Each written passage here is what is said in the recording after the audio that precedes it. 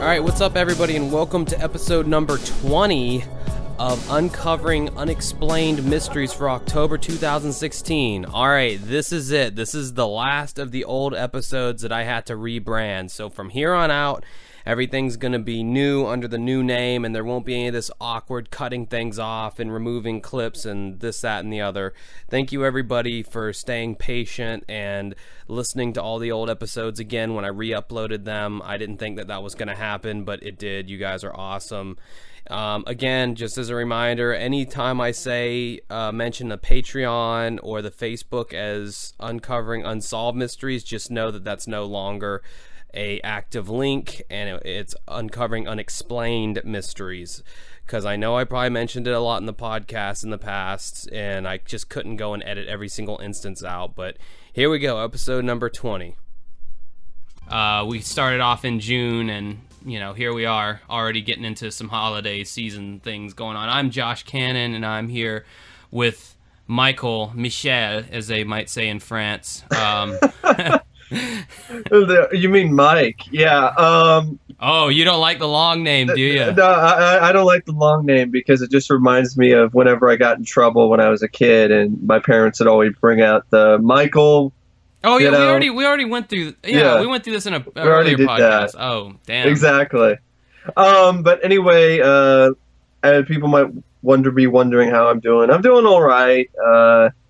I'm still passing my math class, barely. Got a C-. I failed the last 2 math tests, so that's pretty frustrating. But I feel better about this next one, and I'm going to study some more when I get offline here with Josh. And the test is tomorrow, so I guess wish me luck, because I want to pass the test this time around. I don't want to fail it. I mean, I don't want to keep just getting Fs. That's not going to help me. So anybody listening to this, get a sense right now on Wednesday, even though it hasn't even been recorded or released yet, get a sense that we're recording right now and wish Mike good vibes, even though by the time you hear this, it will already be over. I don't want to be there. Yeah. Well, I don't know. Maybe if you get it up for on Thursday for the Patreons, I don't have class until the evening. So. Well, I'm glad you mentioned Patreon, because if you find our content worthy of monetary value, which I think it can be, especially the perks you get on the Patreon page, you can support us on Patreon at patreon.com/uncovering unsolved mysteries, and you can become a fan of us on Facebook, facebook.com/uncovering unsolved mysteries.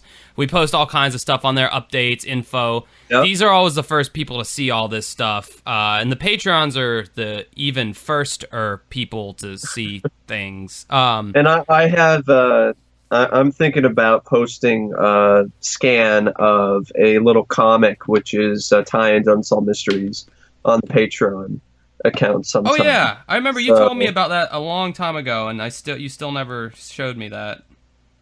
But now's the perfect time to do that. So I will get that taken care of and send that to Josh, and he'll post it on Patreon for our Patreon supporters.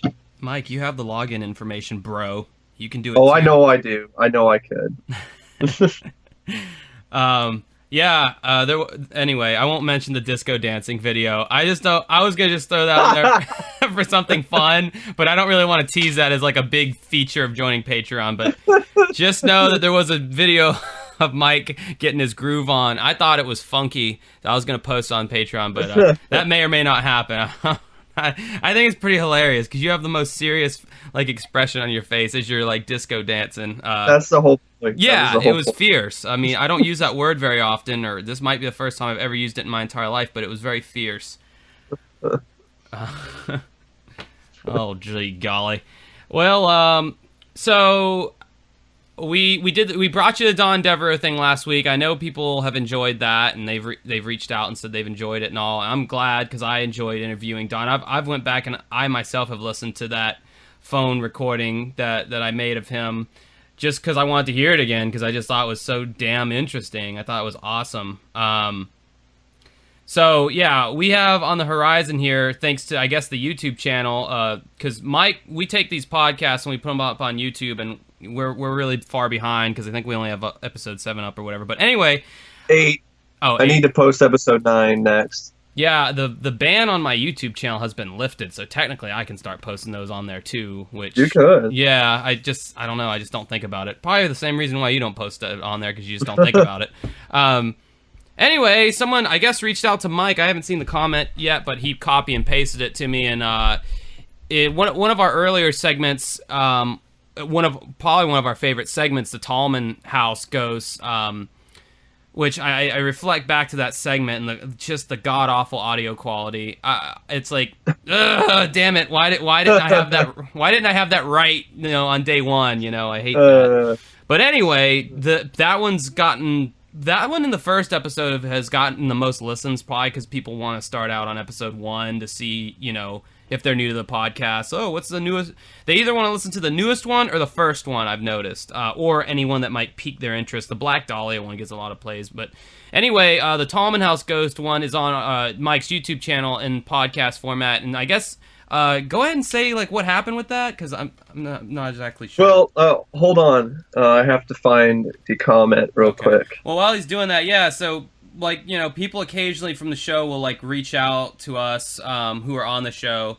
He had an extra at one point, I think. Yeah, an extra reached out and said that I think she was the little girl in the reenactment of the Tallman House. And yeah, I think so. Yeah. And so now we have somebody, I guess, who was directly involved in the real life Tallman House, kind of like the Bobby Baskin thing that went on for a while there. That I eventually just kind of put the kibosh on it and ended it because that kind of turned into a debacle there. It did. But this hopefully. So anyway, this is a man named Noah Ray on YouTube, and he said on the Uncovering Unsolved Mysteries segment that we did, Josh and I did on the Tallman House. He said, "I'm married to the second youngest daughter. Her name is actually Tiffany Tallman. Alan and Debbie are my mother and father-in-law. If you would like to talk with her, you can message me. Her parents sold the rights, but the kids did not."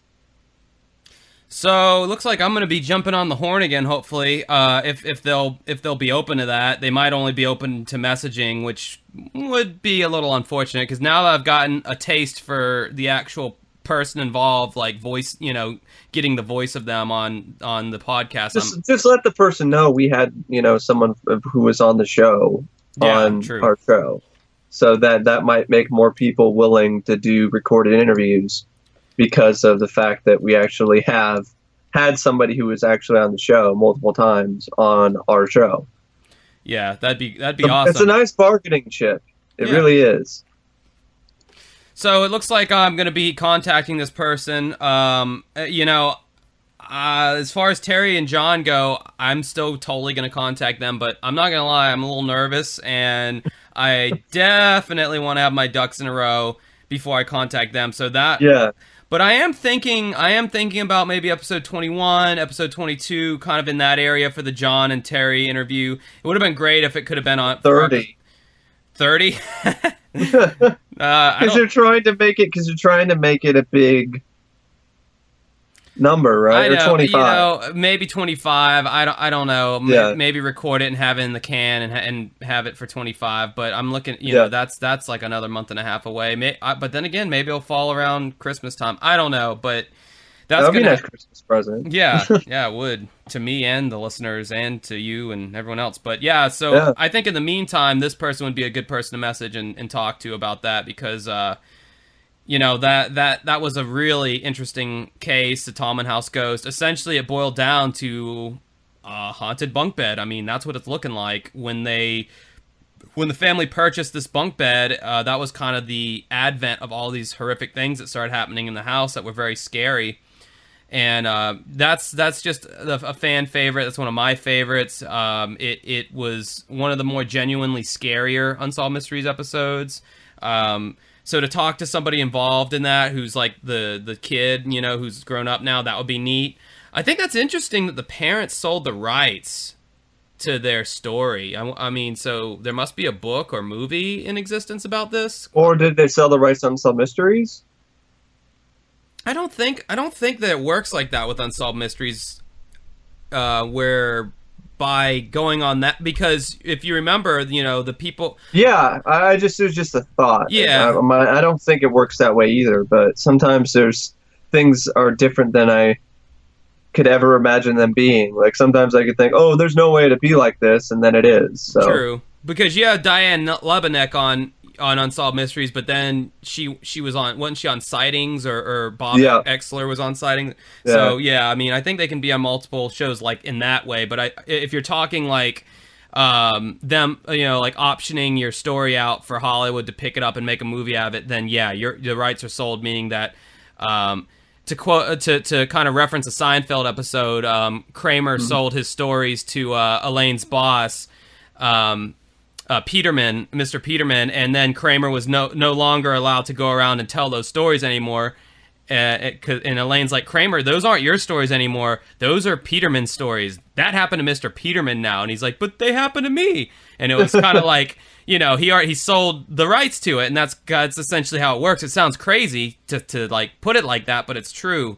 But I don't remember. Of course, I don't stay on top of this stuff. I don't remember a movie or a book or anything coming out about the Tallman incident. It might be out there, but either way, I think there was I think part of me saying there was an episode of the Haunting that dealt with the Tallman house. Oh, you know what? But again, well, a Haunting would make more sense because. Well, no, a Haunting is kind of the same format as Unsolved Mysteries, really. Yeah, exactly. Reenactments, a host.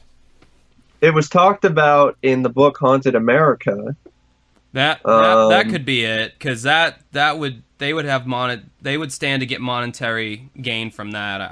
By Michael Norman and Beth Scott. But at no time in their research do they link the hauntings to a bunk bed. Instead, it's linked to the property being located on or near a former Native American burial ground. God, it's always an ancient Indian burial ground, isn't it? And I guess the Tallmans agreed to share the story with Unsolved Mysteries under 3 conditions. They were censored during the interview, their children's names were to be protected by alias, and all reenactments of the experience were to be done by actors playing the Tallman family. This segment was actually featured part of a Halloween episode of the show that aired on October 26, 1988. The Tallmans were beset by unwanted attention as a result of their ghost hysteria, which they did not seek.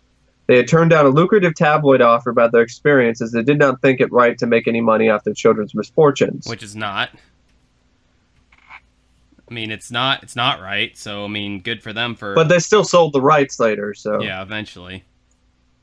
I mean, you have enough money dangling in front of your face, you'll do a lot of things. Hey, Mike, that reminds me. I have a super interesting story about my cousin driving us into a retention pond when he was on something. I will sell you that story for $500, and you can tell everybody that it happened to you. It'll be you in the car instead of me. Are you interested or anything? I'm not interested because I don't have $500 to pay you. So. Anybody out there, if you want my story of the time that I was driven into a retention pond, you can buy that story off me for $500. That's all I'm saying. Or you can become a Patreon, and then he'll tell you the story.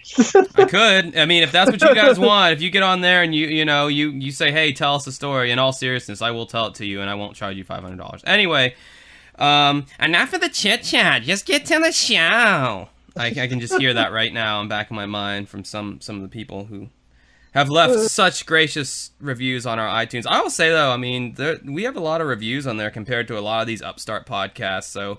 That's good. It's a good sign. But yeah, there are some little catty complaints that I could do without. If you haven't noticed, with the territory. It comes with the territory. True. Gosh, every single time you make something for public consumption, whether it's on YouTube or a podcast, you're gonna have people who are gonna be critical of what you're doing.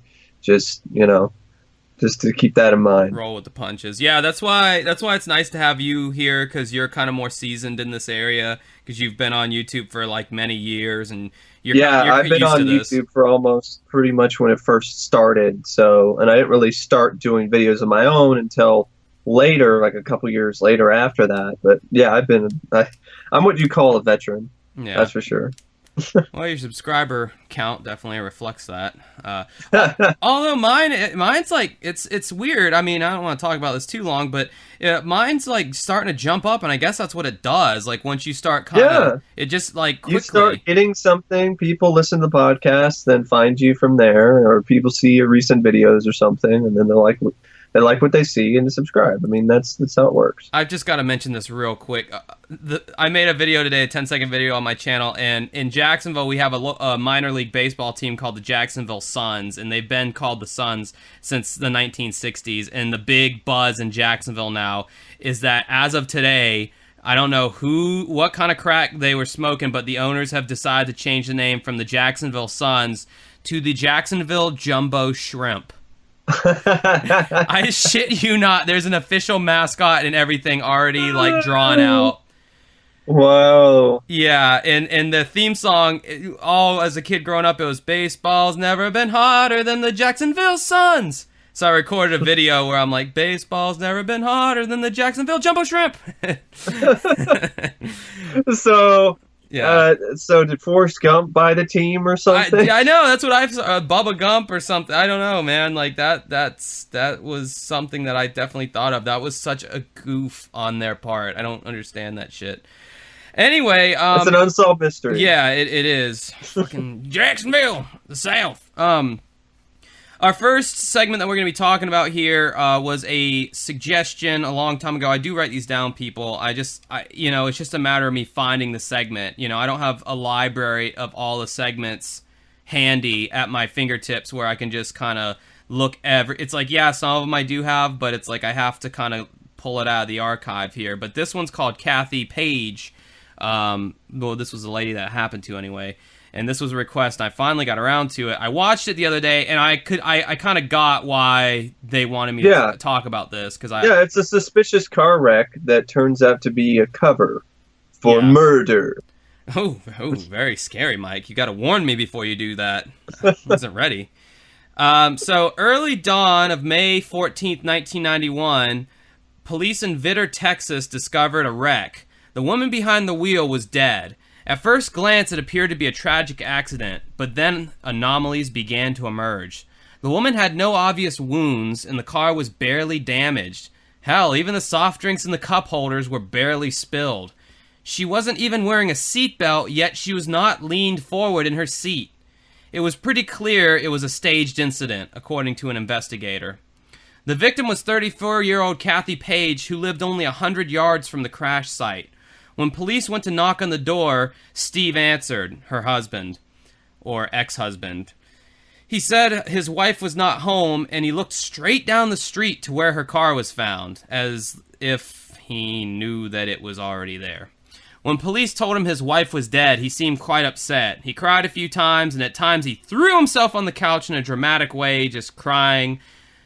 But at no point... That just seems like he's trying too hard. Yeah, at no point did the investigators see any sign of tears, and that's one thing the investigator said in the segment. He goes, yeah, he was crying, he seemed very upset, but I never saw any kind of traces of tears. Now, this is a common theme that is brought up in murder cases that I've seen not only on I've heard about this happening mostly when I had Investigation Discovery Channel, where the channel, if you have actual cable like Comcast or something, where they actually, it's just a cable channel about nothing but mysteries and murders, and usually murder-centric. They say that a lot in the courtrooms on these shows, I've noticed. And they always talk about that detail, in all these shows. They're like, the witness was on the stand and he was crying and I was looking, but I didn't see a single tear. And that's always, like, indicative of guilt, I guess. Like, crocodile tears, as it were, Yeah. And I guess it makes sense, if you're sitting there like, I loved her so much, but there's, like, no tears coming out. It's like, it's kind of fake. Because, dude, for me, even when I'm watching I can get moved with good movies a lot of times. Yeah, so can I. Yeah, and sometimes even like songs. Backdraft makes me cry like a baby at the end every time. That's my brother, god damn it. Kurt Russell dying. Oh man.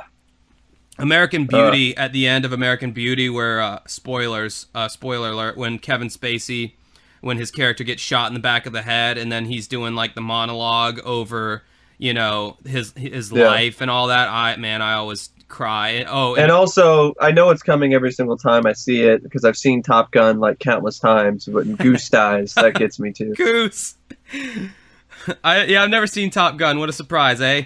I'm trying to throw in more Canadian colloquialisms because we have a larger Canadian listenership, I've noticed. So I'm trying to throw that in as much as I can by adding that A in there. But I just offended every Canadian probably. But no, at the end of About Schmidt with Jack Nicholson, that I cry. Oh my God, do I cry? Where he's like, you know, what difference have I made in the world? And then he gets that letter from the kid in Africa. But anyway, even when I get like somewhat emotional, dude, even if I'm not like crying or anything like that, like even if I get somewhat emotional, my eyes getting glassy and watery is like the first thing that happens to me. Before I even start whimpering and making body language, my eyes are getting glassy. I'm the opposite. Like, I get choked up first. And then my eyes might get a little bit watery and I might cry. But I get this kind of just, this feeling, you know, like it's kind of hard to explain. It's just like, you can't really say any words. Oh, yeah, I get it. You know? Yeah. So, this guy wasn't crying. So that automatically, he's starting to look kind of guilty. From that moment on, police concentrated on Steve Page. 6 years later, he's still the main suspect. For Page, those years have been an ordeal. Not a day goes by that he doesn't fend off an accusation that he was the murderer of his wife. According to Steve, quote, evidence clearly shows the perpetrator was someone other than Steve Page.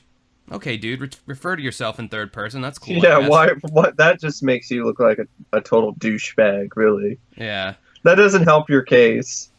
According to the evidence, I don't fit Steve Page as the, which is me, by the way, as the perpetrator. Well, that's just how hard he's trying to divert the blame off of him. He's even referring to like a third person as if it's someone else.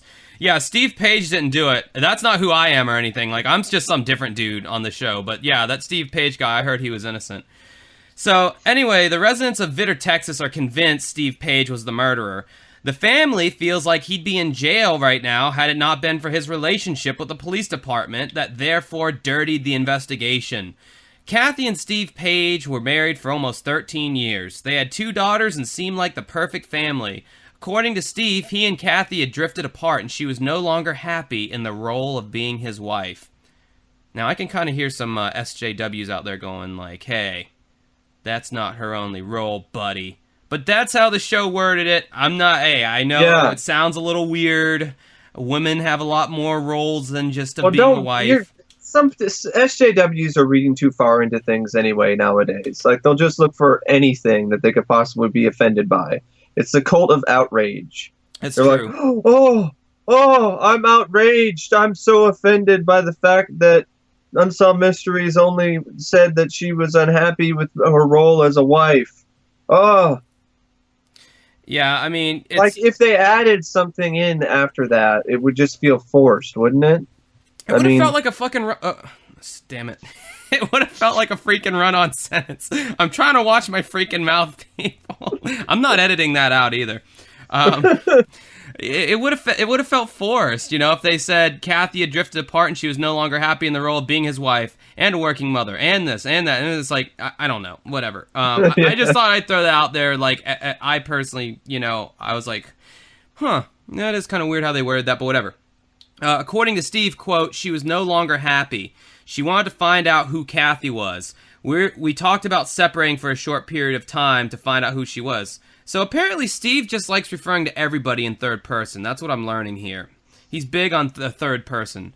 Kathy's sister, Sherry, though, disagrees. Quote, Kathy was moving on with her life at that point because the decision was made for the divorce and that in itself was a relief off her back, and she was making plans for that.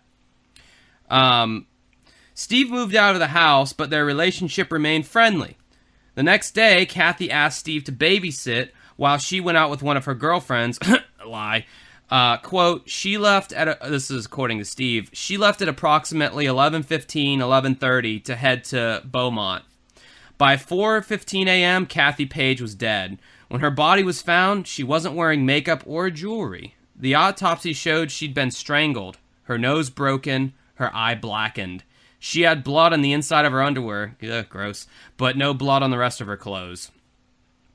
So obviously, the girlfriend going to her girlfriend's house, this is, she's not going to tell Steve where she's really going. Yeah. And also, I mean, that doesn't look like something from a car accident.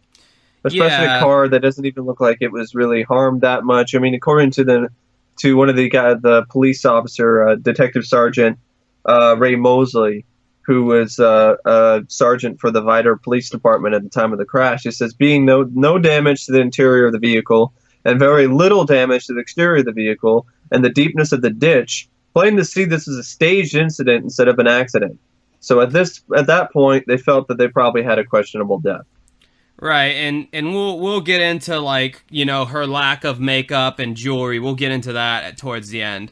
So a leading theory of the investigators was that she was killed at another location, cleaned up, redressed, and her car was rolled into the ditch, which by all accounts, yes, it definitely would have been rolled into the ditch if the drinks weren't even spilled. It didn't crash. There's no way. Yeah. What's more, Kathy had sexual intercourse before her death. It was then discovered that Kathy did not, in fact, go to see her girlfriend. She instead went to see a boyfriend in a motel in Beaumont, Texas, about 10 minutes away from Vidor. The boyfriend acknowledged that he and Kathy made love that night, which, again, Unsolved Mysteries, I love you guys. I love how you use that terminology, like, the boyfriend acknowledged that he and Kathy made love that night. Like I'm thinking some, Barry White, oh, yeah, baby, tonight...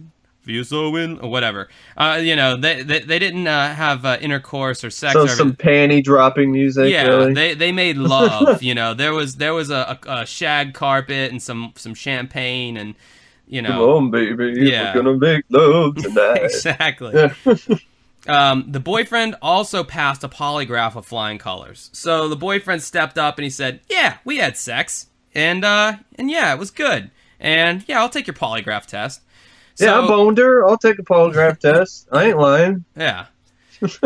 So, the autopsy included one critical detail, though. Kathy's sex partner, and I don't know how they were able to tell this. Apparently, this is something that is able to be deciphered, though. Kathy's sex partner had a vasectomy. Kathy's boyfriend had not had a vasectomy. But you know who did? Steve Page. Steve Page had a vasectomy. All right. Diamond Dallas Steve Page. He had a vasectomy months earlier. The diamond cutter was taken to his area down there. To his sack, yeah. When questioned, Steve admitted to having sex with Kathy. Quote, "She was getting out of the shower and I had approached her about sex and we had sex before she left, before she even got dressed."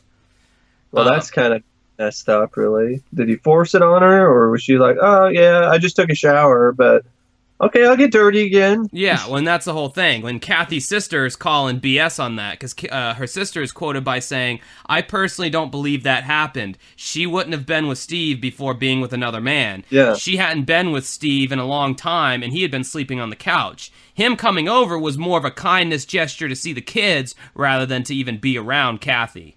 So it wasn't a sex call or right. anything like that. It wasn't like, "Hey, you want to come over and, try to seduce me?" It was like, "Yeah, these are your kids too. I guess come over and watch them. Don't touch me." Although you got to know, I guess, with these kind of situations, in retrospect, probably would have been a better idea to hire a babysitter. I mean, yeah, I don't know how much I would have trusted. But at the same time, I don't know. I mean, yeah, you had a problem with the relationship, but they'd remained friendly for a long time afterwards. So, I mean, I can see why she didn't assume. I just know how relationships work, and I know that Steve, especially being the guy who was broken up with, I know there was probably some butthurt on his part still that he wasn't going to let on. Well, definitely. But you wouldn't think that butthurt would lead into murder. Well, right, and that's the difference. It's one thing to be angry and name call. It's another thing to take it to the point that he allegedly took it to. Quote, "The reason they're coming down on me is because I'm the husband. I'm the estranged husband to make it even worse. And her actions, I am being blamed for her actions. She was out seeing another guy, so therefore it could only have been me. I must have found out somehow and became enraged and committed murder. That's Steve saying that. And that's something I actually do kind of want to, like, just shine a little spotlight on real quick. How exactly would he have known where she went? Yeah.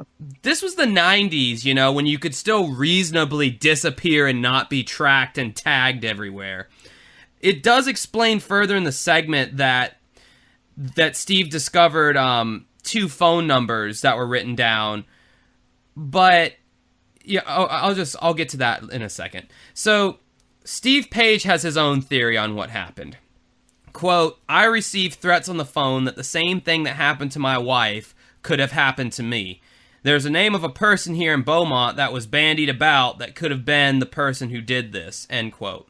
And then he kind of alludes to a family member of an Italian family in Texas who's associated with the mob. So he's basically saying that, you know, there was talk amongst certain people that it was this mob family. That sounds made up to me, about as made up as his fake crying earlier. Right. Looks like he's taking notes from Tom Cruise during that Oprah segment where he's like jumping on the couch and everything.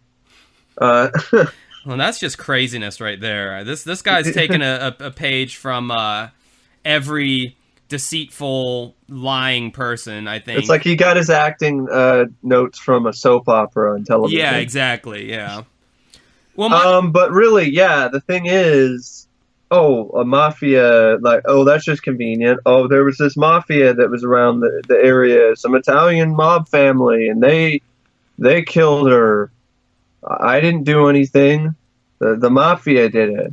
That's just as likely as a typical tactic that investigators have talked about before, like when someone will do something wrong, like of the opposite race, say a white person, you know, is the suspect and he like murders somebody else or whatever, he'll tell the police like, oh, a black guy did it. You know, that's like just a tactic that is used by. And also, I mean, the Beaumont Mafia, like, does that even exist? I've received threats on the phone saying that the same thing that happened to my wife could happen to me. Do you have any proof of this? Right, and then you got to look into what's the motive of the mob knocking this woman out. Now, I mean, you look at someone like Don Devereaux, you know, the mob. Oh, yeah. The Arizona mob, which was a real thing that he was telling me about on the phone conversation.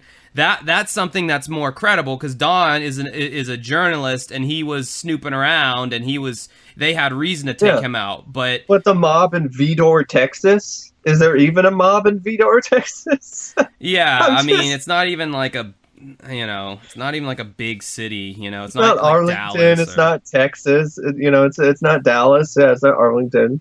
It's not Houston. Like, come on now.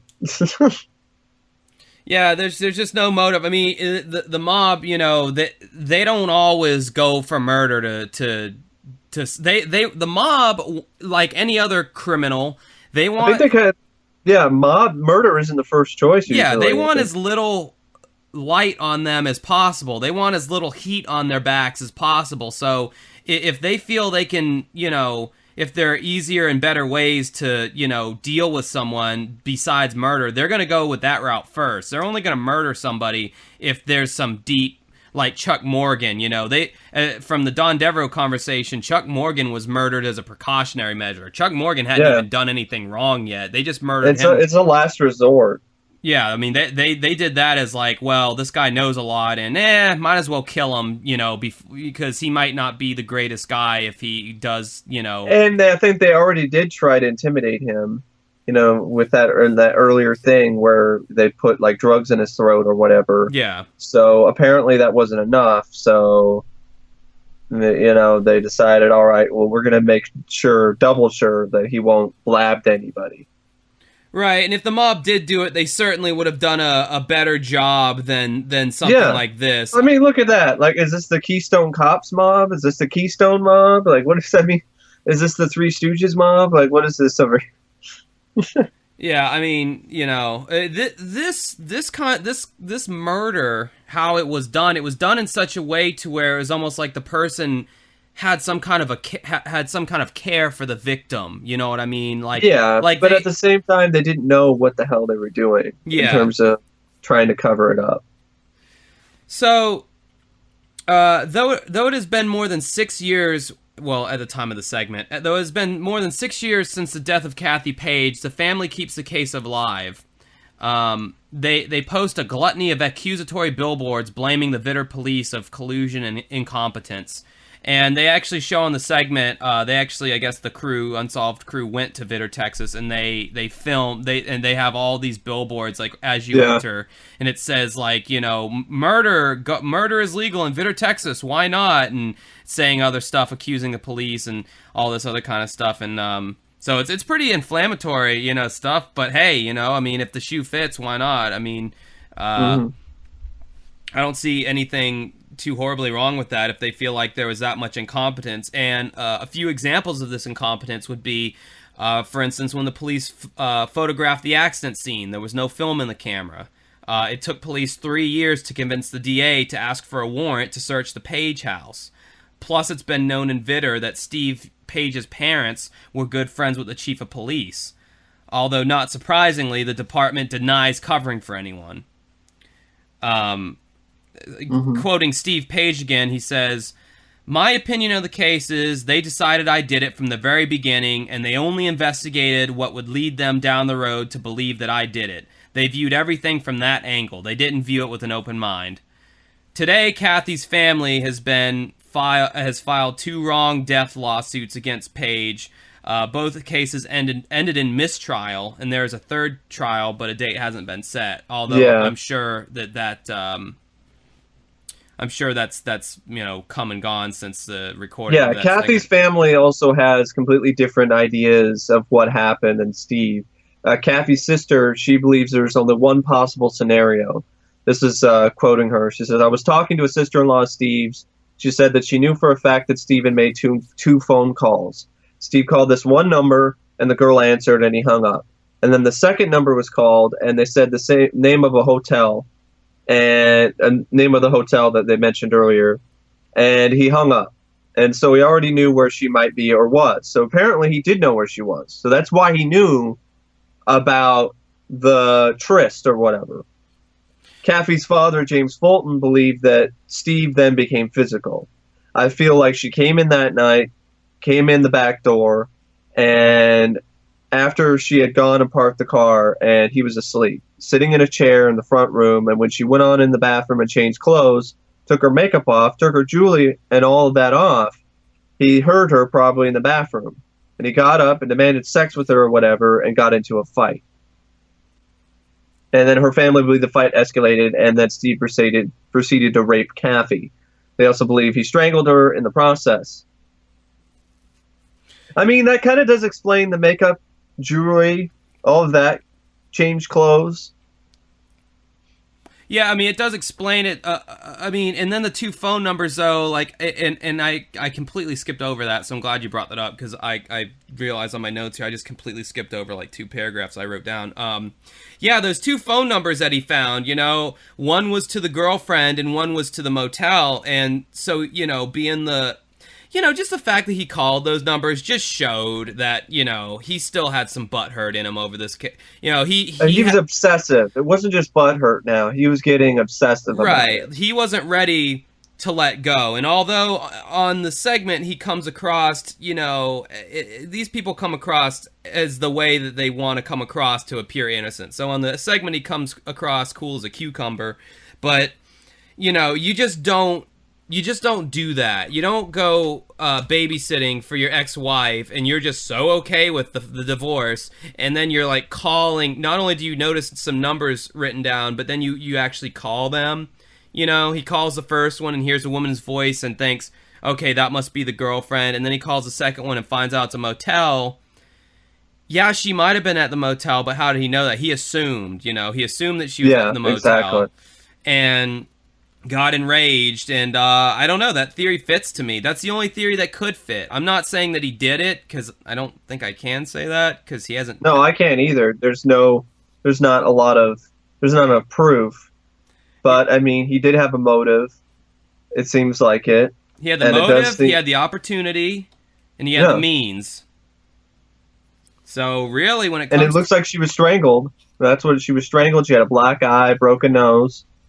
So, yeah. And then when he killed her, he realized, my God, what have I done? And at that point, he set about making it look like an accident. And because of the police incompetence, now they never mentioned this on the actual segment, but they never mentioned anything about fingerprints. No, they never mentioned anything about the police taking fingerprints. So you got to. Well, maybe they were right in the whole thing where it wasn't just incompetence; it was corruption. Where this guy was Steve Page was buddies with the cops, and so they kind of just swept it under the rug. Definitely would not be the first time in Unsolved Mysteries history where a small town has the police in their back pocket and use them for their advantage. The Bordello murders are the first example that comes to my mind of the prostitutes that were murdered in wherever that city was. I will be angry if the name of the city was Bordello, and anyway. So, yeah, I mean, the most likely scenario, she came home, as you said, took the jewelry off, took makeup off, and then they got into that, that exchange, and it would also make sense that there would be seminal fluid in her from somebody who had a vasectomy, and he had, it all makes sense. Of course, his side of the story is the sex was consensual, and it was before she went out, but, again, I mean... That town was Oak Grove, Kentucky. In the Bordello murders. Oh, case. Okay. It was called the Bordello Massage Parlor, I believe. Okay. Oh, thanks. It was called the New Life Massage Parlor. So what the hell were the Bordello murders? So is that a completely different segment that I'm thinking No, of? that's the same segment. They just called it the Bordello murders. Because the massage parlor was a Bordello / massage parlor. Oh, Okay, I think Josh just learned a new word today. Yes, and I've started referring to myself in third person now. I figure I'll try it out. Well, apparently this case is, of course, still unresolved. It's sadly. But in 1999, Steve Page was found financially liable for Caffey's death in a civil court. He was ordered to pay $200,000 to Caffey's family. Steve Page is still living in Texas, and he is yet to be charged criminally for Caffey's murder. Tragically, Pam's daughter Monica died in 2011 at the age of 28. Which Pam, or Monica, was never shown on the show. It was only Sherry. Mm-hmm. And, just because they were awarded that money doesn't mean they're ever going to see it. Yeah. Whenever you win a civil case, and this is something I kind of learned when a friend stole my guitar a long time ago, and I wanted to sue him.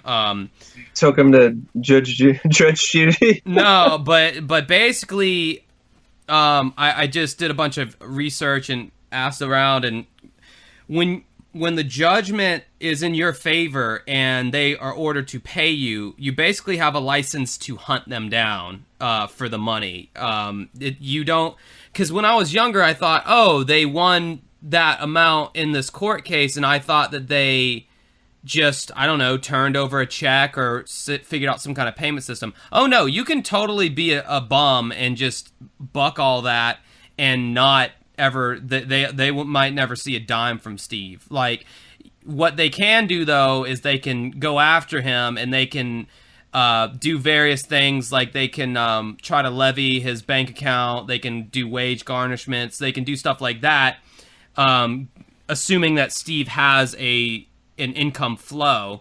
Now, the problem with my friend who stole my guitar was he was a bum and he had no job and he had nothing. So you can't you can't get blood from a turnip, as they say, or blood from a stone. Blood from a stone. There you go. So there was nothing I could do. I mean, he stole the guitar, he pawned it for drug money, he had already did the drugs. I mean, it was done. It was a done deal. I mean, there was not... yeah. Physically beating his ass was the only recourse that I had, but, I mean, really... And you're going to get blood that way. Yeah, but, I mean, then he could, then I could end up in jail for assault. Yeah, so, exactly. I decided not to go that route, even though I really wanted to. Yeah. I haven't really had to take anybody to civil court, or neither has my parents, but this says it. I did have an instance where someone that my stepmom knew, she stole a TV of ours because she was actually, my stepmom was nice and liked to give people help who were, working with her, volunteering at the mission and things like that. Well, sometimes the people volunteer at the mission are not really all there, or are volunteering at the mission and living on the street because they're drug addicts.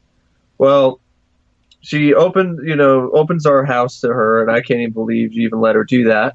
So apparently, I come home from work one day and I see this note in the little, not really a mailbox, but it's this kind of thing where you could put mail in that's like hung up next to the door. And I find this note, and it says basically, blah, blah, blah, blah, blah. I'm sorry, I stole your TV, but I didn't touch any of your son's stuff. Damn, she actually said, like, in print, I stole your TV? Yes, Jeez. I thought it was hilarious. It was hilarious. I will never forget it. And either my stepmom or my dad, because it was just so... It was like this old monitor TV that we got from Goodwill years ago or something. She stole that, and then was gonna pawn it or something. I know she needed the money. I stole the TV. I'm sorry, I needed the money, but I didn't steal any of your son's stuff. Hope she realizes that she's not getting anything for that TV. I mean, no, I know it was hilarious. Unless she has a time machine and she can go back to 1980, where CRTVs were still worth anything. Yeah, it was all right, well, that's that case. You shouldn't steal from people, and if somebody sues you and they win, then obviously you probably did something wrong, and you should pay them. I don't know those. Well, speaking of stealing, that leads directly into our next case we're going to feature on the podcast. Ooh, good the segue. Case of the Illinois fortune teller scammers. This is two women, mother and daughter combo. Ann Coricelli and Lena Marie Wilson. Ann Coricelli and her mother, Lena Marie Wilson, are a fraudulent fortune-telling team who were wanted for scamming 17 residents of Peoria, Illinois throughout the 1980s out of over $600,000. Damn. So, yeah, I know. It's a crazy amount of money. For that time, especially. Well, yeah. And even now, I mean, can you imagine $600,000? I would kill right now to have not really kill, but figuratively. Yeah, I mean, with $600,000, figuratively kill for $600,000, folks. I wouldn't literally kill. For our San Francisco listeners, those of you who listen to our podcast in San Francisco, I mean, $600,000, that would buy you at least 2 months' rent in an apartment there. So, you could get a pretty decent studio apartment in San Francisco for $600,000. So yeah, these Illinois. This is how this sort of tale begins. A lot of us might be curious to see what happens behind the door of fortune teller business. Wonder what our fortune could possibly be. But some people are more interested in fortune taking rather than fortune telling. Across the United States each year, tens of thousands, maybe even more victims are bilked out of millions of dollars by fraudulent fortune tellers. Two of these victims, 2 out of the 16 from Peoria, Illinois, were embarrassed by their own naivete and requested anonymity for the show, for this particular segment, so their identities are unknown. But their stories are tales of such brash and brazen fraud that they should be known by everyone, so that they can be prepared to not fall for this scam if they do happen to come across individuals like Ann Coricelli and Lena Marie Wilson. The stage for the scam was set in Peoria, Illinois on August 1987. The victim, a respected school teacher whom the show called Karen, who had been devastated emotionally and physically by a car accident. Her friends led her to a fortune teller named Ann Coricelli, who was reputed to have psychic abilities and would be able to help her get her life back on track. But instead, Ann sent her life and her finances spiraling out of control. Karen herself even thought that the last thing she would ever do was go to a psychic for help. But she, just like many other victims, thought that it was just $10. What do I have to lose? And just like many of these sad cases, she didn't only just lose $10. She lost a lot more than that. And that's the thing. A lot of these people are just really gullible. They're the perfect target. These fraudsters, these scammers, these scam artists. They know what to look for. They see these people who are desperate. They are willing to do anything for help or to get them out of the situation that they're in. And they prey upon these people. These are very sad, tragic tales. They really are. You feel so bad for these people. Yeah, I mean, And at the same time, you also feel like, well, how could you fall for that? That's pretty dumb. But at the same time, you still feel bad. yeah, like much like Nelson DeCloud from that we talked about last week. These cult leaders or scammers, fortune tellers, Yeah. whatever it may be, they're preying upon these people who need answers, who need help, who don't have a direction in life, and this is very, I'd say the people who go to psychics and stuff like that, I say they're like maybe one step above the people who are like on the verge of joining a cult. They're just they have their stuff together just a little bit more, but they are heading down that road of desperation. You don't just go to a psychic on a lark, It's kind of something that you, or maybe you do go on a lark. I don't know, but to me it seems like these people who end up getting scammed, these people who are willing to give money more than what the going rate is to read your fortune or whatever the hell. These particular people are definitely on that road to, I am so desperate, I'll do just about anything. Yeah. And this is not saying that all fortune tellers or all psychics are all going to be scamming you and taking your money. I mean, there probably are some actual nice people who just do it, and maybe they have a genuine passion for it or whatever and actually want to help people. So there probably are people like that out there. Then these type of individuals like the Coricellis give those people a bad name. So Anne Coricelli, she began her scam by telling Karen that she had a curse on her, and that is why she was dealing with so much pain, strife, and financial struggles in her life. Karen herself even believed Anne's words, going as far to say, "At this point in time, I would have believed anything that she said. When she said someone has put a curse on me, I believed it. It was an answer to my problems." And this is all too common.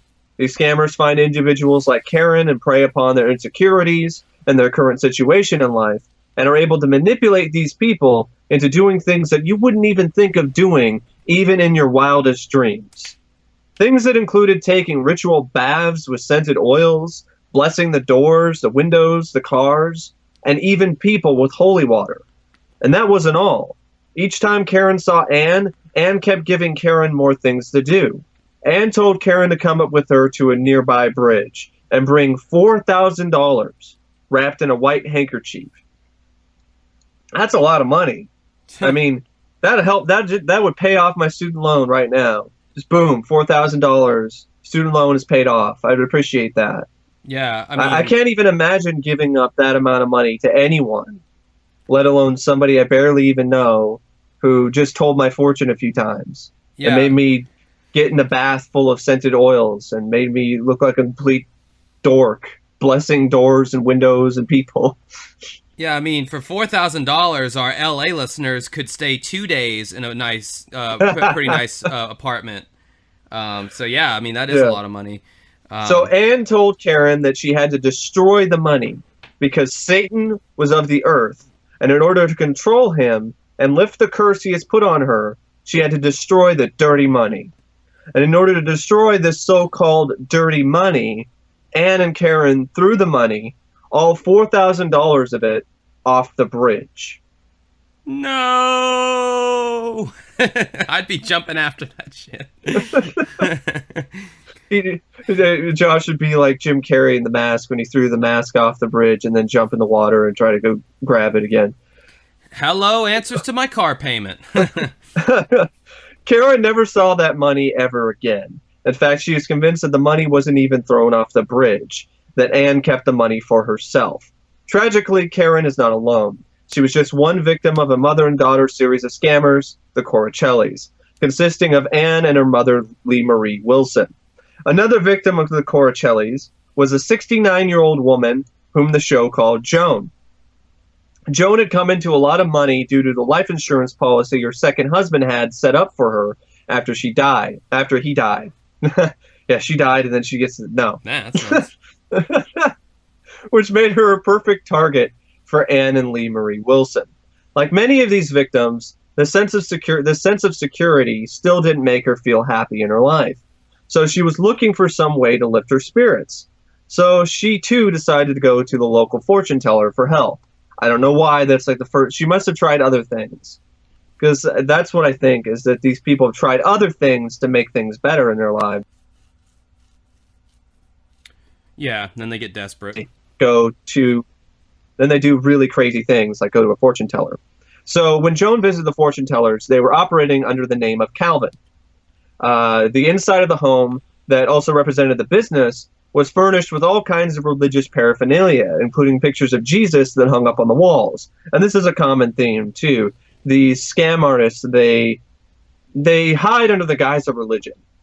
Because there's a lot of people who are Christians, people believe in Jesus, they believe in the Bible, they believe in religious stuff. And so when they make themselves appear as if they're saintly or they're here to help them or they're Christians, that opens the door up, for these fortune tellers and these scammers to be able to scam people, because some people they're willing to more trust people. They're willing to trust people more if they are religious. Well, like I think too, from the religious angle, I think some people feel like if they are Christian and they believe in God, they might have some reservations about going to see a fortune teller because they feel like maybe they're getting their powers from the devil.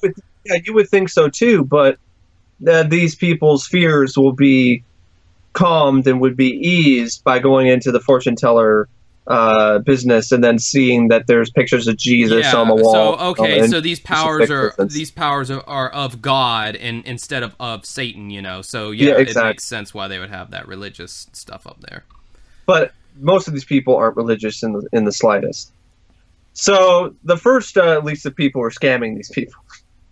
The first employee that Joan met was Anne Corcelli again, who took her fortune and told her the typical bad news type of fortune and said that she saw something bad in the cards. She then had her grandmother, aka Mrs. Wilson, talk to Joan and tell her that there had been a curse put on her life that had been in effect for over 40 years by a former girlfriend of her first husband. She was even able to name who it was. Of course, the fortune tellers did the typical thing and said, you've had something tragic happen in your life. You've lost someone very important to you, haven't you? And then they say, yes, I lost my husband. It's the same kind of stuff that the guys who talk to the dead do. They have these questions that lead on these people. Your James Von Proggs but honestly, I believe James Von Progg and George Anderson. I believe those guys. There's something to them because and those are guys that we'll talk about here soon on the podcast because we haven't really done a good psychic one yet. I mean, you have the guy crossing over with what's his name, Jordan or something. That guy was clearly. I know who. I know you talk the TV guy. Yeah, because he had a show on Sci-Fi Channel. And I know his last name is Jordan, but I can't remember. Sci-Fi got really shitty in the 2000s, didn't it? Yeah, they still were showing Sightings reruns, I remember, so there was still that. That's redeemable. Yeah. But anyway, her Anne's grandmother, actually her mother, talked to Joan, told her that there was a curse put on her life, in effect for over 40 years by the girlfriend of her first husband. And just like Karen before her, Joan was told to do many wild things to remove this curse, like tie a string and a knot 3 times. I don't know why that would do anything. Take a $1 bill, a $5 bill, a $10, and a $20 bill and rip them in half, all while dressing up like a complete doofus wearing a white sheet around her neck, fill a shoebox with dirt, and leave it in her garage for 3 days. These were things that she was told to do. These are those wild things that she was told to do to remove the curse. All of these wild things were distractions and ways to keep Joan vulnerable to the scam. The Corcellis did everything possible to make Joan believe that not only was she cursed, but that her money meant nothing. So when she tore the bills in half, Miss Wilson actually performed a sleight of hand trick that made it appear that the money had miraculously repaired itself. and that the amount had multiplied. And so this further emphasized the religious aspects of this fortune-telling scam. Joan herself even got on her knees in front of an altar and prayed. All very, cunning, very calculated sleights of hands and mind manipulation being used throughout. Exactly. This.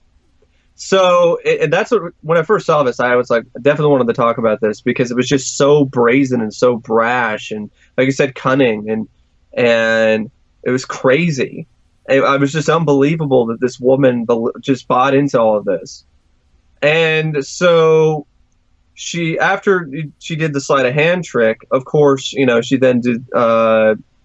Mrs. Wilson then told Joan, to pour some dirt in a shoebox and leave it in her garage for 3 days.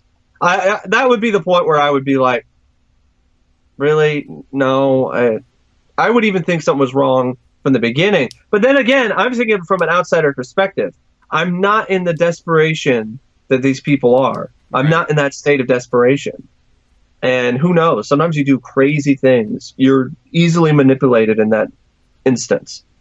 So this shoebox of dirt, well, Miss Wilson came over to Joan's garage with a pitcher full of water, and she poured the water onto the box of dirt in order to see if the devil was in there. Oh, my God. I know, this is this ridiculous, silly stuff right here. She took a stick, and she moved the dirt around, and then the devil appeared in the form of food coloring and corn syrup that made it look like the water had turned to blood. But since Joan was so deeply caught in the web of this scam, she believed everything. She actually believed the devil himself was inside a shoebox full of dirt in her garage. Yeah, once they have you at that point, because obviously she would have never done the shoebox of dirt day one. She would have ran out instantly. This is a series of breaking down the person and their sense of logic and reasoning. They break it down slowly over time until before you know it, you're pouring water into a box of dirt in your garage that's been there for a week. I mean, it's the same concept of these cults as I was mentioning earlier. At first, would Jim Jones, if Jim Jones had been like, all right, you guys, we're moving to somewhere in South America. You're not allowed to talk to your family anymore. And, oh, by the way, you can't leave. If he had said that on day one, people would have been like, hell nah.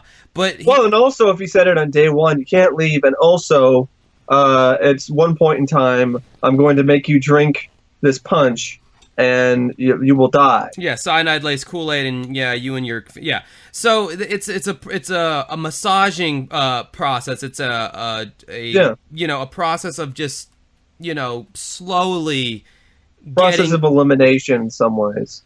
Yeah, it's a grooming process, if you will, to get people to start kind of thinking in these different radical ways. And over time, it's like the frog who starts off in the water, and as it begins to boil, the frog just stays in the water and dies, instead of just throwing the frog in the boiling water directly and it jumps right out because it knows, ow, this is really hot. But over time, it just stays in the water until it's a process of manipulation. That's really what it is.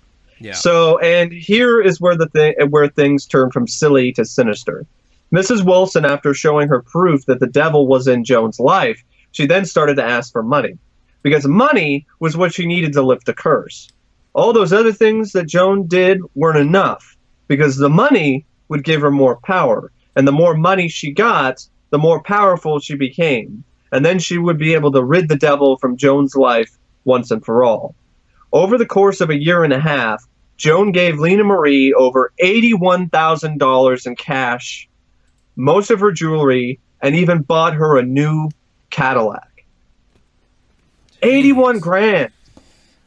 Stunning. How do you justify the new Cadillac? How do you justify the new Cadillac? How does that play into the curse? Honestly, how does that play into Satan? Hey, I need a new car, but no, it can't be a reasonably priced Camry. It must be a Cadillac. And Satan hates the color red, so it should be blue. Yes, a blue Cadillac. You know, I mean, it's just, come on, people, wake up. I mean, yeah, I mean, you would think they would wake up, but like you said, these people have been gone through a process of manipulation. They can't get out. They're they're the frog in the boiling water. Well, too, I think another aspect of it has to be something to the extent of, if the person believes these curses and they believe Yes. that people have this power at this point, then they might also think, well, if I just ditch at this point and if I just leave, maybe this person can use their powers against me and make my life, even worse than what it was before I even came to see him in the first place. Well, there's other fraud cases, I think, that are discussed on the show that are like that, where I think it was more of a Hispanic. I think this was a Hispanic couple, too, I think. But the other one was a Hispanic, like in a Hispanic neighborhood, and there was this sort of thing where if you don't do what I want you to do, like, I'm going to curse you and your family type deal. So anyway, after she gave Lena Marie this ridiculous amount of money, $81,000 in cash, most of her jewelry, and bought her a brand new Cadillac, you would think, all right, this is enough money, right? This is enough. But no. Lena Marie would continue to manipulate Joan and continue to take money from her. And somewhat willingly, because she had manipulated Joan so perfectly that Joan was just willing to give anything to her. And according to Joan herself, Marie had the type of personality that made you feel like she was helping you. And I believed in her. She had me so convinced I believed everything. She had me so controlled, and anything she asked me to do, I would do. And with this anything included handing over the last of her life savings, $40,000 to Lena Marie, which Lena took from Joan, put it in her pocket, and took out fake money or bundles of paper, threw those into a burn barrel, and lit the money on fire. Because the money had to be burned. Because, you guessed it, it was evil. Joan tearfully admits how manipulated that she had become with this quote. She had me so convinced that all material things, all possessions, all money was evil, because the curse had been on me and everything I owned and possessed. She had actually brainwashed me. And that is effectively what she did.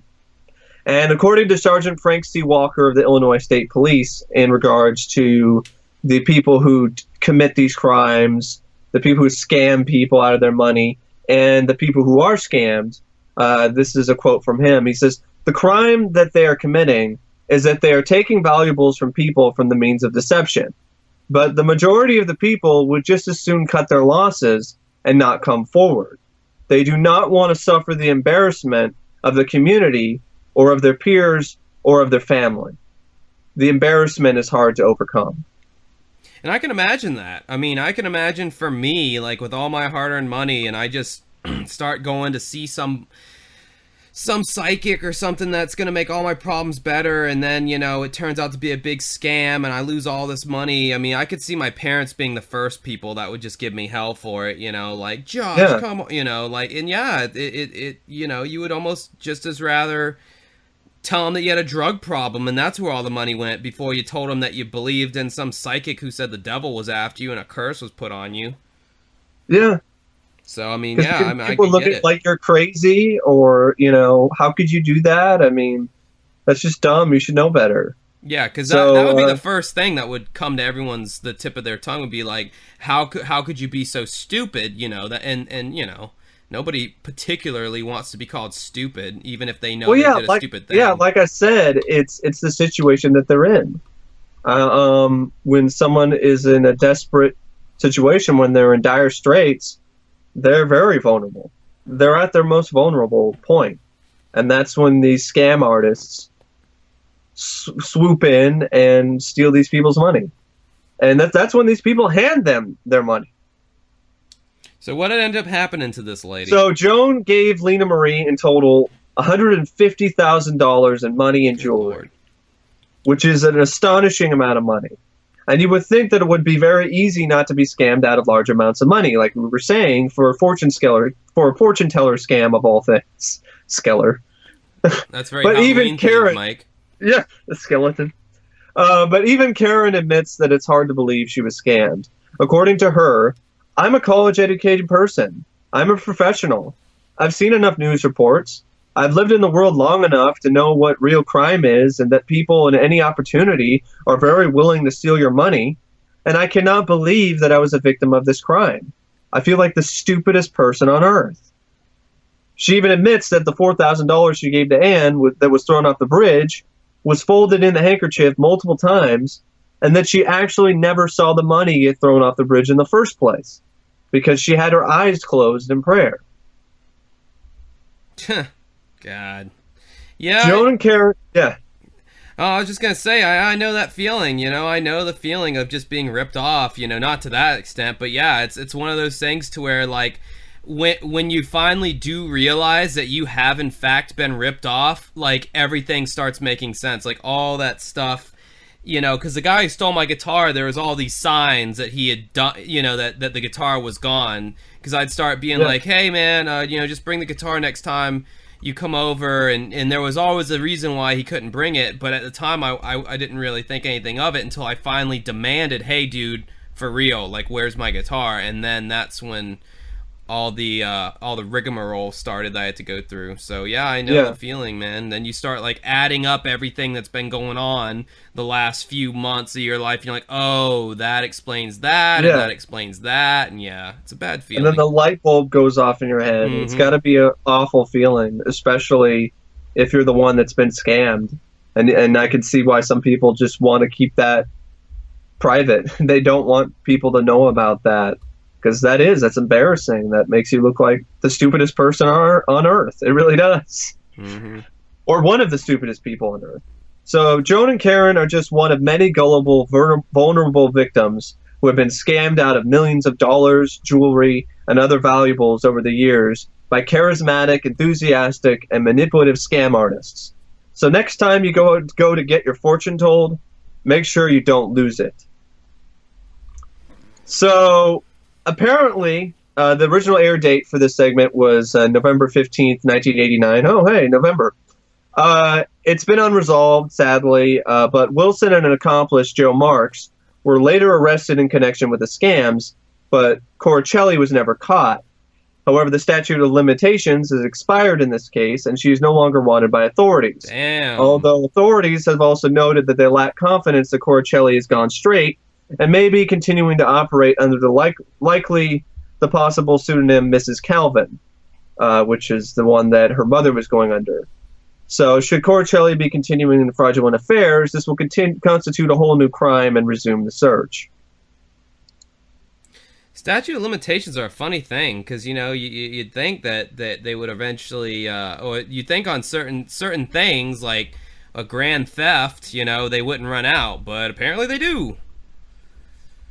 Yeah. That sucks. And this is a little quote. This is an article from February 11, 1988.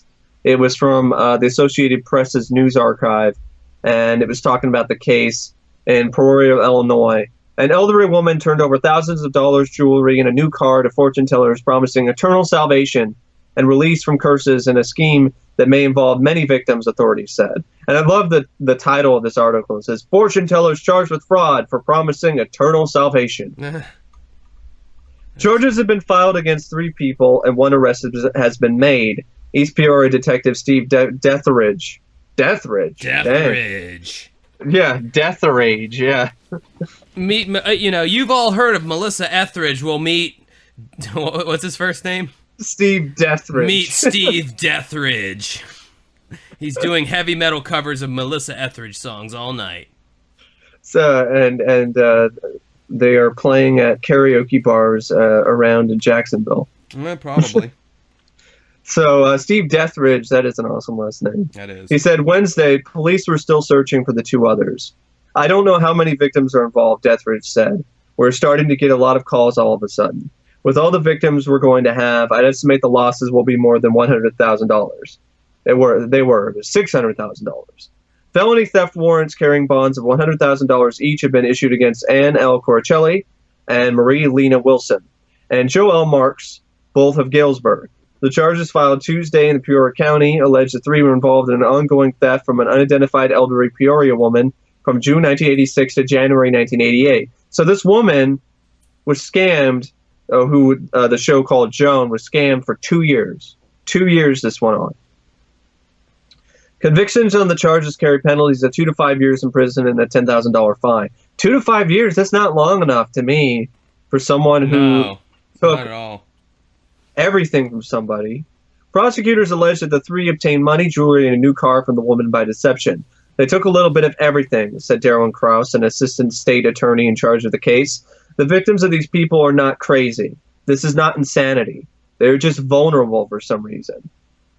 The three promised they could raise the souls of her two... Oh, I didn't remember that. They didn't talk about this. And the three promised that they could raise the souls of her two deceased husbands from hell to heaven and help her money multiply if she did as she was told. Oh, my God. Also, Marks and Wilson were charged with 1 count of conspiracy to commit theft resulting from an incident Saturday in which they are accused of ordering the woman to bring them $300. Police declined to release further details. Only Marks has been arrested. The others vanished when they began to suspect a police investigation, Deathridge said. They prey on people, mainly elderly women, who they catch in an emotional state like after a death in the family, Deathridge said. They tell these women they are cursed and convince them that they need a fortune teller's help. And money is usually the power to release the curse. Some people just flat believe in fortune telling.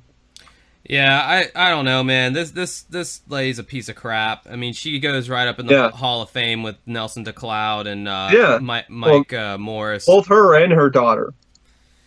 Scumbags. Yeah, scumbags. I don't really have anything else to say about her. I really don't even want to hear about her anymore because it just makes me, I just keep saying, oh my god, oh my god, oh my, because it's like that's the only reaction I can have. It's just infuriating. Yeah. So that was an interesting fraud segment. Again, I don't know why there wasn't a fraud DVD on the Ultimate Collection. These are some great cases. That was a good pick. I mean, obviously good for the fascination factor of human interaction and the psychology of human beings, and how people would just believe the devil is in this shoebox full of dirt in your garage. Yeah, just it's crazy. But she would have been more proactive planting some seeds in that box of dirt rather than trusting a psychic. Yeah. Moving on to our last segment of this episode, it's called The Entity. I wanted to put some kind of a paranormal thing on this post-Halloween episode of Uncovering Unsolved Mysteries. This is a case I've always really liked. It's kind of shorter. It's kind of more...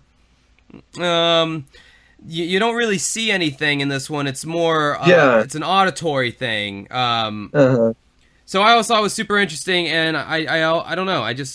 Some segments just stick out to me, and this one always stuck out to me. I remember this one as a kid watching this one on when the Lifetime was doing their reruns or whatever, and I remember this one. And it stuck out to me when I watched the ghost segments, on the box set.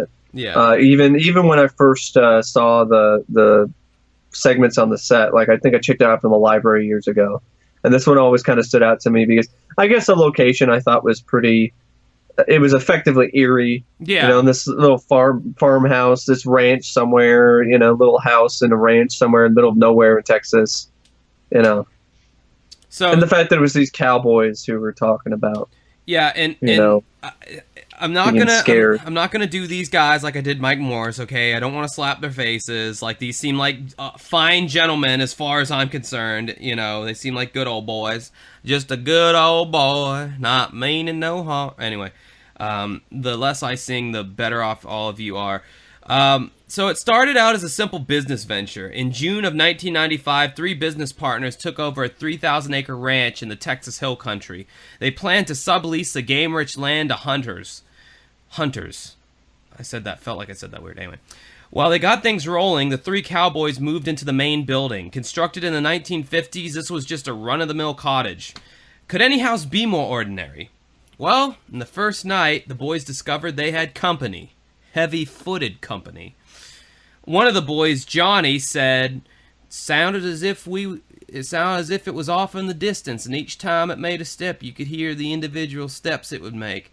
In my mind, I didn't want to consider the fact that it might be a ghost or something of that nature. Almost every night there was something new, crashing footsteps, thunderous blows against the walls or ceilings. They never saw a ghost, but they heard plenty. One of the cowboys, Bobby, had a most unnerving experience, which his partner slept through. I immediately picked the pistol up and got to my feet. It sounded like a wooden chair had just been kicked across the floor. As Bobby went into the kitchen to investigate, he saw nothing. Everything was just as it should be. All the chairs were still there. Everything was normal. This thing, whatever it is, it would not let you rest. Just about the time you doze off, it'd hit the wall. And when I say hit, I mean it would clobber it. And the sound design that they did on this segment was really good because they really conveyed those sounds. Just think of say you're in an echoey house with, just like plaster walls or whatever, and just someone just taking a sledgehammer to the wall or as hard as they could, or a chair just being blown. Yeah. That, but times like 100. Or times 10. I don't know. Or taking a wooden chair and just like... I don't have a hammer, so... Yeah. Well, you heard Mike's fury just then, and you should be intimidated. Mike just flew off the handle just then at me. That was directed towards me. No. So this would continue in the hours before dawn every night. Sledgehammer blows that smashed the walls. Pounding footsteps that threatened to snap through the floorboards or break through the ceiling. Sometimes everyone heard it. Other times it would only torment one of the cowboys. This was a night I was here by myself, and it didn't say Johnny. It said, Johnny. Then I looked around, and the room was cold as ice. Cold is often associated with ghostly phenomena, I will point out. That is a common theme that I have learned from not only watching these Unsolved Mysteries shows, but you can look at things like The Sixth Sense, and, it's a movie, so it's got to be true. Before I move on, why the hell, after hearing all these sounds, would this guy spend a night there by himself? That was like one of the that was one of the details that I caught. It was like he was just saying, this was a night I was here by myself. It's like, hold the phone right there, buddy. Why are you spending a night by yourself out? Like, balls of steel on this man, Johnny. Well, he's a cowboy, so he was probably he wanted to make sure that it wasn't in his head, or that there really was something to this, or he wanted to prove to himself that he can handle it. A lot of cowboys are like that. They're kind of the epitome of masculinity. Very very they're tough, and I could totally see a cowboy being like, well, I ain't afraid no ghost. Yeah, that's true. Yeah, there was probably some of that bravado going into play as well. So another night, Bobby woke up sensing something next to him. Probably 2 or 3 in the morning, and the bed just mashed down, straight down like someone had stepped on it. And the show did a really good job of making the bed mash down as a practical effect. Yeah. I can't help but to think this would just be computer generated somehow nowadays if it was to be attempted. Or they just add really bad editing and flashy cuts and all kinds of music filters and music stabs. Bling, ding, ding, ding. Can you imagine if this case is covered on that really awful ghost show you talked about on your recent video? Yeah, they did for your YouTube channel, or the Farina version of Unsolved Mysteries. Yeah. God, I don't even want to think about it, dude. It really upsets me every time I think about what they did with the revamp. That's the real horror show. That's the real horror story. God. That's the real thing that keeps Josh up at night. It does. Although, I gotta say, Dennis Farina was a good actor, and he was kind of a badass in his own right. He just was not the right fit for that show at all. No. Mike, the third cowboy, had his own experience. Approximately 3 or 4 in the morning, my right knee woke me up, and it was a pain I'd never felt before. It was almost like someone was sitting on my knee. I went to roll off the bed, and my leg was in the same position it was. And I looked, and I couldn't see nobody sitting there, so all I could do was just go, hey, just start waving my other leg like, hey, get off. And the minute I got up and walked around, it felt fine. So that's creepy. It's as if somebody was sitting on his leg, and then he, and that is probably... I mean, unless you count the bed mashing down with Bobby, those are probably the only two physical things that happened. Everything else was all auditory. There's some kind of crazy things though that auditory hallucinations can do. They can actually end up making you hallucinate things that are happening that aren't having to do with sound, like your body and things like that. That's true. So the brain is pretty amazing. We still haven't explained everything that it does or everything that it's capable of or everything that it isn't capable of. And so sometimes these type of experiences, sometimes they feel very real, but sometimes they do have some actual real explanation behind it. This particular case, and our good friend Dr. William Roll will show up later. And this particular case, I kind of agree with him, where I don't necessarily... I'd say it's probably a higher chance that this is just some auditory hallucinations caused by some kind of natural explanation than it is, a bona fide paranormal case. But it's still interesting regardless. So finally, Mike's sisters decide to pay a visit to the ranch house to check out the noises for themselves.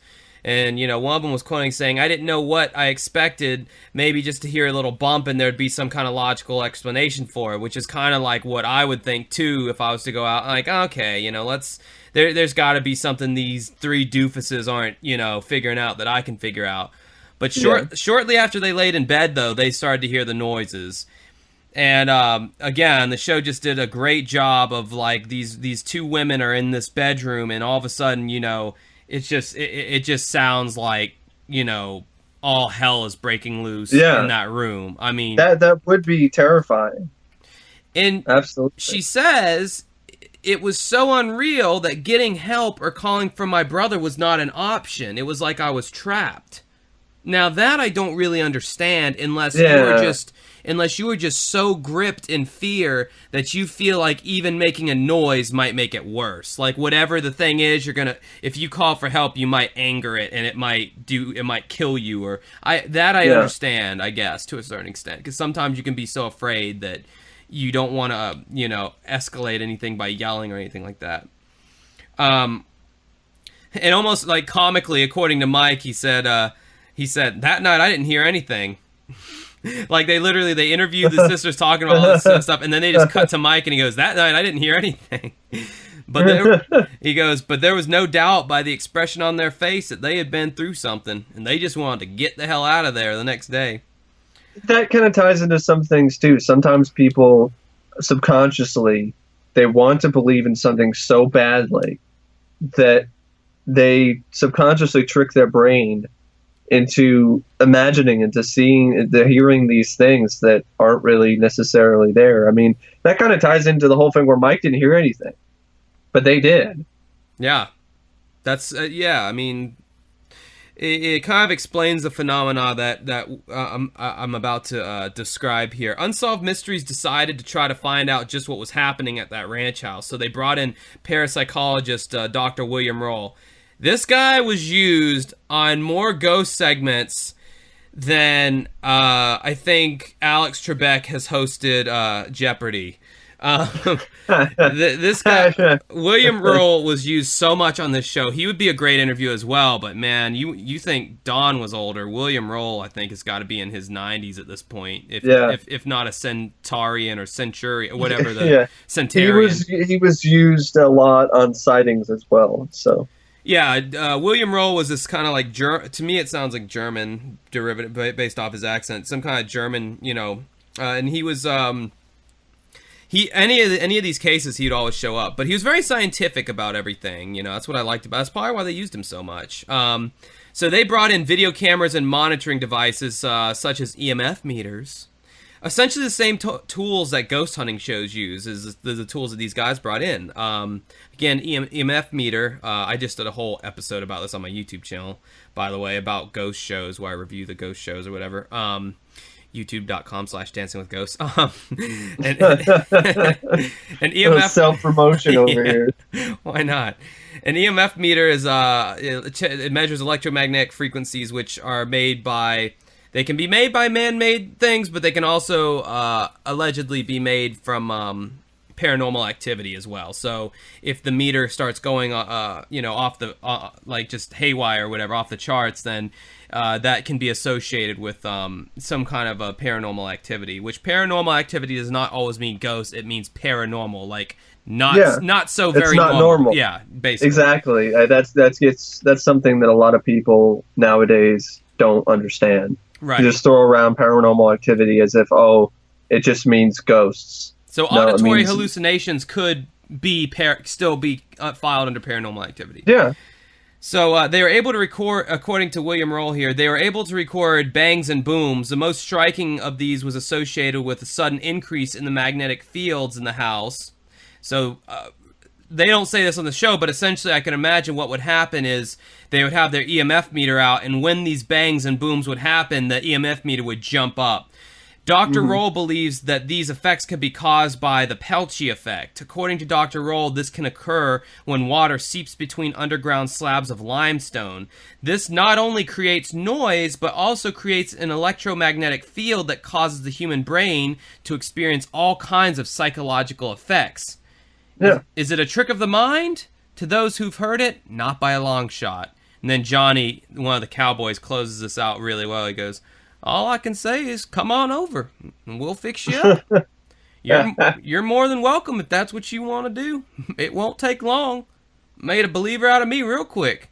It'll make a believer out of you. And then that's how they end the segment. I thought it was good ending. Yeah, that was a great way to end it. I always remember that.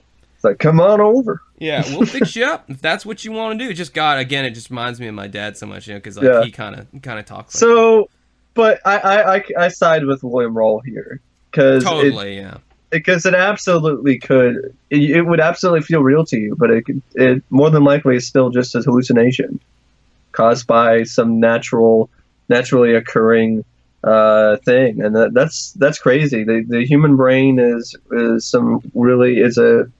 it's another great unknown, and so is in some ways the human body. I mean, we know a lot of things about the body, but there's other things that we don't know yet, and it's kind of like our own bodies are kind of like the ocean when it comes to all these different undiscovered things and elements and stuff within it.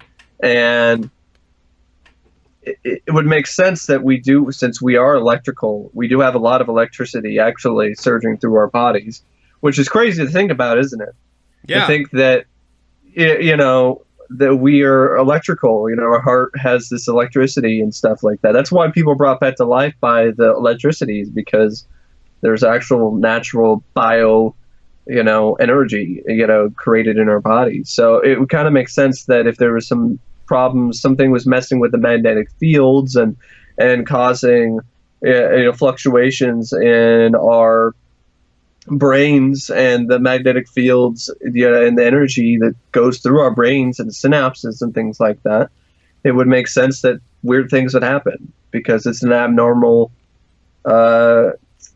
event. It's causing abnormal behavior in the brain, which is causing abnormal situations and abnormal things that you are seeing and feeling and experiencing. Yeah, now, if these guys, say, got up and checked out the kitchen and there were holes in the wall and there was a broken wooden chair and they had the noises that coincided with that, but no... That's like a poltergeist. Yeah, that's something where I could say, okay, I could give a little bit more credence to that, but, as one of the, to kind of paraphrase one of the skeptics on, I believe it was on the Bentwaters UFO segment, he was saying human perception is a very shallow, fickle thing, and it is. Our perception is very shallow. I mean, what we perceive and what is actually true, it's are two totally different things a lot of times, and I mean, if you think your perception is 100% dead on, just do some kind of a drug. Just smoke weed. Just take a hallucinogenic drug and see how the perception in your brain is dramatically altered. I mean, hell, even get drunk and see how your perception is altered. What were you insinuating, that they were drunk and they were high, and that's why they they actually went up there for a heroin weekend, you know, they're just gonna have them a good old shooting gallery. That's what that house was. It was gonna be a drug den. This all ties into Chuck Morgan and the triangle, it's completing itself. Triggered. But yeah, I mean, you know, human perception is a very fickle thing, and you know, would I want to spend the night there? No, because I know that there's this Pelchy effect going on that's making people trip balls when they're in this house. Yeah. And if they saw an apparition, that too would also make me think that maybe that is more of a haunting. But then again, maybe there could be hallucinations caused by that as well. You know, maybe you could see some apparition or something because of the Pelchy effect. But I don't think I've ever read instances where people have seen apparitions because of the Pelchy effect. Well, you know, if we're talking electromagnetic fields in the brain, then it could be. It's a possibility. If it's affecting the auditory nerve, who's to say it can't affect the sensory nerve and the optical nerve? You know. Well, I think it was affecting the sensories, obviously, because the guy felt like his leg wouldn't move and felt like somebody was sitting on top of it. And then the optical nerve when he sees the bed mat. I mean, who knows? Or maybe. Or maybe it is. Maybe it did happen. Yeah, maybe there is. That house is haunted. You know, maybe it's haunted and there was a Pelchy effect going. And Bigfoot was the one beating on the walls, and there was a gray that was, you know, doing something. He was organizing the whole thing. No, I'm just joking. I'm not trying to make. It's just funny the thought of there was a Pelchy effect and it was haunted, so they were doubly screwed.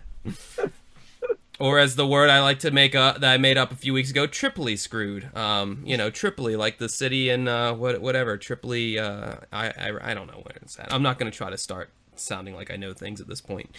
So yeah, that's all we got for this episode, I believe. I guess just stay tuned for hey, you know, I'm gonna try to talk to the Tallman daughter and, you know, get the scoop on that. Look out for that. If you want to watch me and Mike separately but equal, you can find Mike on youtube.com/OCP Communications.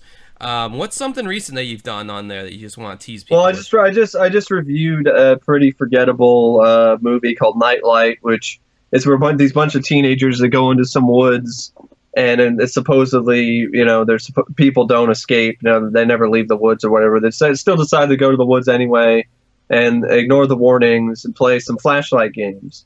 Well, there's only like one likable character. The rest of them are cannon fodder. But it was kind of an interesting thing where a lot of the film took place from the point of view of the flashlights. Oh my gosh. But they like to call it a found footage movie, but it's not really. Unless there was cameras and all these flashlights. Not that great of a film, but, you know, hey, you know, I've seen worse. But that's not saying much. It's not an endorsement or anything. It's not like a ringing endorsement. Oh, it's not the worst film ever, but yeah. And next up I got Lights Out, which is a film that came out this year that I thought was all right. I liked it okay. And then I'm actually going to be tackling the Child's Play films. Ooh. So if you are a fan of Chucky and Child's Play and that series, you know, keep it, you know, give me a sub. or at least give it a watch. Or at least give it a watch and a like. My channel, so, I just dropped a video like a week ago. I compare all the ghost shows. I thought it was really great. Thanks. So. Yeah, I appreciate that comment you left, by the way, too. That was really nice of you. Yeah, I'm talking about My Ghost Story, Ghost Adventures, Ghost Hunters, Paranormal Witness, A Haunting, all the ghost shows you remember. I compare and contrast them and dig into them. And you know, I tend to probably foolishly I put way more production value in my videos than the view counts I end up getting for said production. So they're always really well produced, and there's little skits and sketches and stuff like that in there. So if you want to head over to my channel, it's youtube.com/dancing with Don't Ghosts. play marimba music around Josh. Don't do it, or I will shoot you. That's what, at least that's, and then you'll come back and kill me. Just spoil the video there.